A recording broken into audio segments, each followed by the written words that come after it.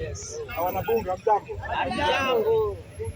Mimi nikiingia kwa mada ya kwanza ile ya South Africa, kitu kama hicho inastahili kumaliza hii Kenya, lakini tutaimaliza aje?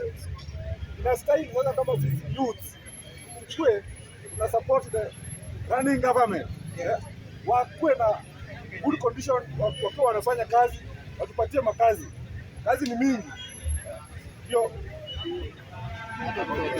Sasa kwa hiyo itaisha tukiwa tuna support the current government, lakini mambo ya kupigana tunataka kupiga nani, tunataka kupiga nani, hiyo tusahau.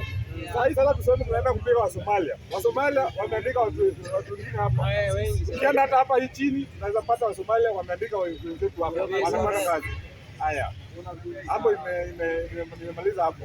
Mambo ya gun, sisi vijana ni sisi ndio tunastahili tuache magun ama tuendeleze. Kama leo niliona kisama ingine huko Kisumu, watu wa kanisa, wewe umelipa shilingi 200 ama ngapi, unachukua mshale unaenda kudunga wenye wanaomba kwa kanisa. Sasa hiyo inamaanisha nini? Tukiendeleza hivyo, tuchukue tu kura, ikifika wakati wa kura wa kupiga kura tuwatoe wale wenye tunataka na wale wenye hawataka.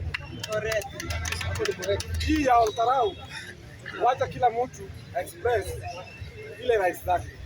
Wale watu wa Olkarau wako na kura na wamejua wale jamaa watawenda kwa kiti. Kwa hiyo hii mambo ya sikio, usiende huko kampeni. Wewe kama unaweza enda ufike hapo, hata wewe mwenyewe huko kampeni, wewe enda ukampenie huyo. Hii mambo anasema zisifike huko. Kenya unaweza enda kila mahali, si ati una restriction. Hakuna restriction kwa government ya Kenya. Mr. Speaker, nimeshukuru. Asante.